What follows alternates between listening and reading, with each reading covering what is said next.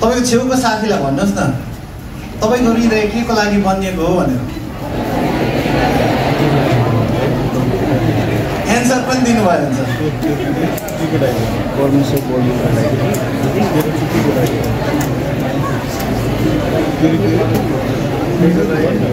okay तपाईले answer पनि पाउनु भयो होला तर म तपाईलाई अर्को एउटा उत्तर एन्सर दिन चाहन्छु कि तपाईको हृदय चाहिँ परमेश्वर बोल्नको लागि बनिएको हो के को लागि बनिएको रे छेउको साथीलाई भन्नुहोस् तपाईको हृदय चाहिँ परमेश्वर बोल्नको लागि बनाइएको भनेर परमेश्वरले जब तपाईलाई हेर्नुहुन्छ तपाईको हृदयमा हेर्नुहुन्छ अनि परमेश्वर तपाईसँग तपाईको हृदयमा बोल्नुहुन्छ अनि परमेश्वरले यो अधिकार संसारमा भएको कोही पनि मानिसलाई दिनुभएको छैन तपाईको हृदयमा बोल्नको लागि परमेश्वरले कुनै पनि मानिसलाई नियुक्त गर्नु नै भएको छैन किनभने परमेश्वर स्वयं तपाईसँग तपाईको हृदयमा बोल्न चाहनुहुन्छ यसो भएको कारणले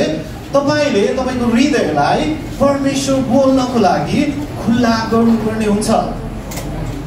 म बारम्बार भनिरहेको हुन्छु हाम्रो भाइ बहिनीहरूलाई तपाईले मत्ती 6:23 मा हेर्नुभयो भने येशूले यसरी भन्नुभएको छ आँखा चाहिँ शरीरको ज्योति हो तिमीहरू भित्र अनि अँध्यारो भयो भने चाहिँ त्यो अँध्यारो छ कति घोर अन्धकार हुनेछ भनेर येशूले भन्नुभयो अनि तपाईँ भित्रको ज्योति को हुनुहुन्छ तपाईँ भित्रको ज्योति त येशू हुनुहुन्छ अनि त्यो येशू आफै चाहिँ कसरी अन्धकार हुन सक्नुहुन्छ तपाईलाई थाहा छ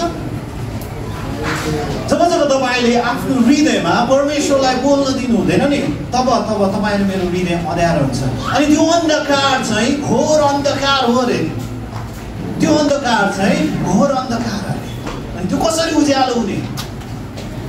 अनि तपाईलाई म एउटा अर्को उत्तर पनि दिन्छु अनि त्यो तपाईलाई थाहा छ तपाईँ भित्रको अन्धकार तपाईको हृदय भित्रको अन्धकार तपाईलाई थाहा छ अनि त्यो उज्यालो चाहिँ त्यतिखेर मात्र हुन्छ जब तपाईले परमेश्वरलाई बोल्न दिनुहुन्छ तपाईको हृदय भित्र जब तपाईले परमेश्वरलाई बोल्न दिनुहुन्छ नि अनि तपाईँ भित्र भएको अन्धकार भित्र चाहिँ ज्योति आउँदछ किनभने आदिमा जब परमेश्वरले अन्धकारमा ज्योति होइजास् भन्नुभयो अनि के भयो तपाईलाई थाहा छ उज्यालो so if you want the light in your heart तपाईको हृदय भित्र यदि तपाईलाई ज्योति चाहिएको छ भने तपाईले मेरो एउटै आवश्यकता हो त्यो चाहिँ तपाईँ र मैले परमेश्वरको वचनलाई हाम्रो हृदयमा बोल्न दिनु पर्यो धेरैपल्ट परमेश्वरको वचन हाम्रो कानमा हाम्रो दिमागमा हाम्रो समझमा बोलिरहेको हुन्छ तर परमेश्वर तपाईसँग बोल्न चाहनु भएको ठाउँ त तपाईको हृदय हो मैले अघि नै भने कि परमेश्वरले तपाईको हृदयलाई उहाँ बोल्नको लागि बनाउनु भएको तर अहिले हामीले हेर्यौँ भने धेरैपल्ट हाम्रो हृदयमा हामी मानिसहरूलाई बोल्न दिन्छौँ हाम्रो साथीहरू इष्टमित्रहरू नजिकको श्रीमान श्रीमती पनि हुन सक्छ बाबुआमा छोराछोरी विभिन्न